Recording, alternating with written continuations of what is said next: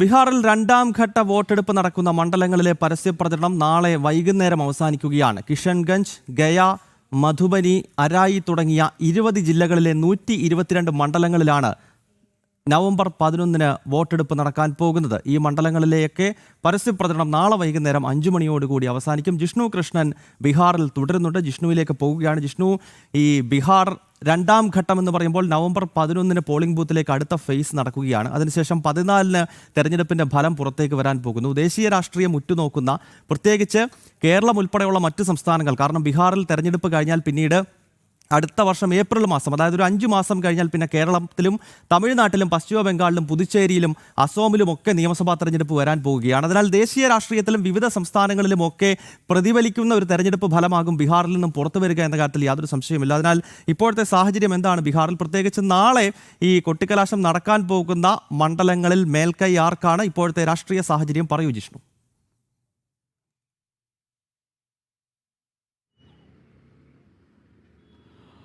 ഗൗതം, ദേശീയ രാഷ്ട്രീയം ഉറ്റുനോക്കുന്ന ബീഹാർ നിയമസഭാ തെരഞ്ഞെടുപ്പ്, വരാനിരിക്കുന്ന നിരവധി നിയമസഭാ തെരഞ്ഞെടുപ്പുകൾക്ക് മുൻപായി നടക്കുന്ന ഒരു തെരഞ്ഞെടുപ്പ് എന്നുള്ളത് കൊണ്ട് തന്നെ ദേശീയ രാഷ്ട്രീയത്തിലൊപ്പം മറ്റു സംസ്ഥാനങ്ങളിലും ഇരു മുന്നണികളുടെയും ശക്തികൾ എത്രത്തോളമുണ്ട്, ഈ ജനസ്വാധീനം എത്രത്തോളമുണ്ട് എന്നെല്ലാം വിലയിരുത്തുന്നതും ചർച്ചയാകുന്നതുമായ തെരഞ്ഞെടുപ്പാണ് ബീഹാറിൻ്റേത്. മാസങ്ങൾ, ഏകദേശം ഒരു മാസത്തോളം നീണ്ടുനിന്ന, ദിവസങ്ങൾ നീണ്ടുനിന്ന അതിശക്തമായ പ്രചാരണ പ്രവർത്തനങ്ങൾക്ക് നാളെ കൊടിയിറങ്ങുകയാണ്. അതായത് തെരഞ്ഞെടുപ്പ് പ്രഖ്യാപനത്തിന് വളരെ മുൻപ് തന്നെ ബീഹാറിൻ്റെ മണ്ണിൽ തെരഞ്ഞെടുപ്പ് പ്രചാരണ പരിപാടികൾ BJP-യും JDU-വും RJD-യും കോൺഗ്രസും എല്ലാം തന്നെ ആരംഭിച്ചിരുന്നു. അതൊരു അഭിമാന പോരാട്ടമായാണ് NDA-യും ഒപ്പം RJD-യും ഇന്ത്യ മുന്നണിയും എല്ലാം തന്നെ എടുത്തിട്ടുള്ളത്. അതുകൊണ്ട് തെരഞ്ഞെടുപ്പ് പ്രഖ്യാപനത്തിന് വളരെ മുൻപേ തന്നെ ആ പ്രചാരണത്തിൻ്റെ കാഹളം മുഴങ്ങി. ആ കാഹളം നാളെ വൈകിട്ട് 5 മണിയോടുകൂടി കൊടിയിറങ്ങുകയാണ്. അതിശക്തമായ പ്രചാരണം നടന്നു. ഇനി ഈ 122 മണ്ഡലങ്ങളിലാണ് വോട്ടെടുപ്പ് നടക്കാനുള്ളത്. 6-ാം തീയതി 18 മണ്ഡലങ്ങളിലെ 121 മണ്ഡലങ്ങളിൽ വോട്ടെടുപ്പ് പൂർത്തിയായി. ഇനി 20 ജില്ലകളിലായി, അതായത് മധുബനി, ഗയ, അരാരിയ, ഈസ്റ്റ് വെസ്റ്റ് ചമ്പാരൻ മേഖലകളിലായി 122 മണ്ഡലങ്ങളാണ് ഇനി ജനവിധി രേഖപ്പെടുത്താനുള്ളത്. ഇവിടങ്ങളിൽ പ്രചാരണം ശക്തമാണ്. പ്രത്യേകിച്ച് ഗ്രാമീണ മേഖലകളാണ് ഇനി വോട്ട് ചെയ്യാനുള്ള പല സ്ഥലങ്ങളിലും. അതായത് ഗയ ടൗണും മധുബനി മേഖലകളിലും എല്ലാം തന്നെ നഗരപ്രദേശങ്ങളുണ്ട് എങ്കിൽ പോലും ഭൂരിപക്ഷം പരിശോധിക്കുമ്പോൾ ഗ്രാമപ്രദേശങ്ങളാണ്. അതിലേറ്റവും കൂടുതൽ കർഷക വോട്ടർമാരുള്ളതാണ്. അതായത് കാർഷിക മേഖലയുമായി ബന്ധപ്പെട്ട് ജീവിക്കുന്നവരാണ്. അതുകൊണ്ട് സംസ്ഥാനത്ത് വന്നിട്ടുള്ള വികസന പ്രവർത്തനങ്ങൾ, കാർഷിക മേഖലയുടെ വികസനത്തിന്, കർഷകരുടെ സംരക്ഷണത്തിന് കൊണ്ടുവന്നിട്ടുള്ള പദ്ധതികൾ, അടിസ്ഥാന സൗകര്യ വികസനം, ഇതെല്ലാം വലിയ ചർച്ചാ വിഷയമാണ്. കഴിഞ്ഞ ദിവസങ്ങളിൽ നമ്മൾ കൃഷിയിടങ്ങളിലും ഒപ്പം ഉൾപ്രദേശങ്ങളിലും എല്ലാം തന്നെ പോയിരുന്നു. ശരിയാണ്, പ്രശ്നങ്ങൾ നിലനിൽക്കുന്നുണ്ട്. അത് നിലവിൽ ബീഹാർ ഭരിക്കുന്ന NDA സർക്കാരാണെങ്കിലും കേന്ദ്ര സർക്കാരാണെങ്കിലും എല്ലാ കാര്യങ്ങളും ശരിയാക്കിയെന്ന അവകാശവാദം കേന്ദ്ര സംസ്ഥാന സർക്കാരുകൾ നടത്തുന്നില്ല. പക്ഷേ വലിയ മാറ്റം ബീഹാറിൽ കൊണ്ടുവരാൻ, പ്രത്യേകിച്ച് കർഷകരുടെ കാര്യത്തിൽ, സാധാരണക്കാരുടെ കാര്യത്തിൽ, ക്രമസമാധാന നിലയിൽ അത് സാധിച്ചിട്ടുണ്ട്. അതുകൊണ്ട് അക്കാര്യങ്ങൾ മുൻനിർത്തിക്കൊണ്ട് PM കിസാൻ സമ്മാൻ നിധി, പുതിയ ജലസേചന പദ്ധതികൾ, ഇവയെല്ലാം മുൻനിർത്തിക്കൊണ്ടുള്ളൊരു പ്രചാരണമാണ് കഴിഞ്ഞ ദിവസങ്ങളിലും ഇപ്പോൾ അവസാന വേളയിലും. കഴിഞ്ഞ ദിവസം പ്രധാനമന്ത്രി നരേന്ദ്രമോദി 2 ദിവസം 6-7 തീയതി, അതായത് ഇന്നലെയും മിനിയാന്നുമായി ഈ രണ്ടാം ഘട്ടം വോട്ടെടുപ്പ് നടക്കുന്ന മണ്ഡലങ്ങളിൽ തെരഞ്ഞെടുപ്പ് റാലികൾ നടന്നിരുന്നു.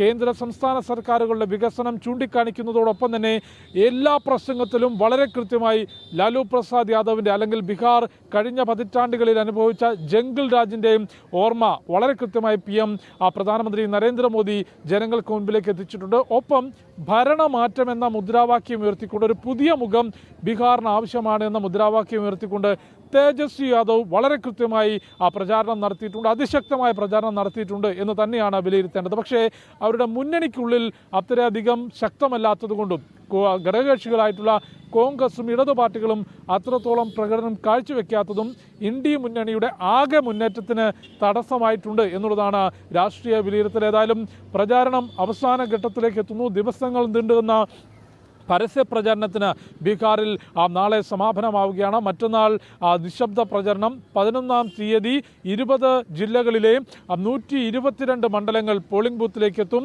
തെരഞ്ഞെടുപ്പിനുള്ള ക്രമീകരണങ്ങൾ പൂർത്തിയായി വരികയാണ്.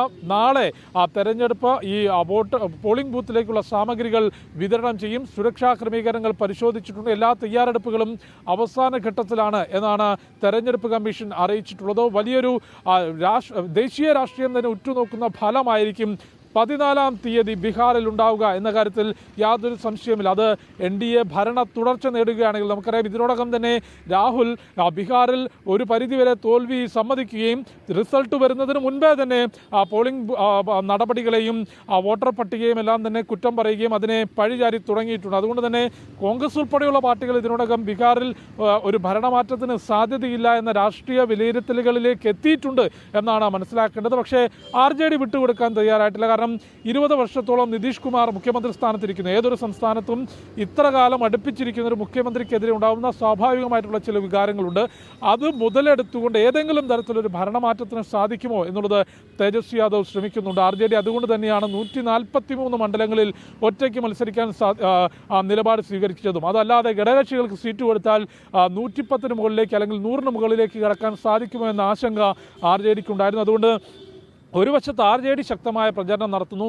അത് തന്നെയാണ് ജിഷ്ണു സൂചിപ്പിച്ചതുപോലെ തന്നെ NDA ശക്തമാണ് ബീഹാറിലും എന്ന കാര്യത്തിൽ യാതൊരു സംശയമില്ല. ഒരുപക്ഷെ അവിടെ ദയനീയമായ പരാജയം കോൺഗ്രസ് അടങ്ങുന്ന RJD അടങ്ങുന്ന കക്ഷികൾക്ക് ഉണ്ടായേക്കാം. ഈ പശ്ചാത്തലത്തിലാകാം വോട്ടിംഗ് മെഷീനെ പഴിചാരിക്കൊണ്ട് രാഹുലിനെ പോലുള്ള നേതാക്കൾ ഇതിനകം തന്നെ രംഗത്ത് എത്തിയിരിക്കുന്നത്. ജിഷ്ണു കൃഷ്ണൻ ബീഹാറിൽ തന്നെ തുടരുകയാണ്. നാളെ അവിടെ പരസ്യ പ്രചരണം അവസാനിക്കാൻ പോകുന്നു. 11-ാം തീയതിയാണ് 2ാം ഘട്ട വോട്ടെടുപ്പ് 122 മണ്ഡലങ്ങളിൽ നടക്കുന്നത്.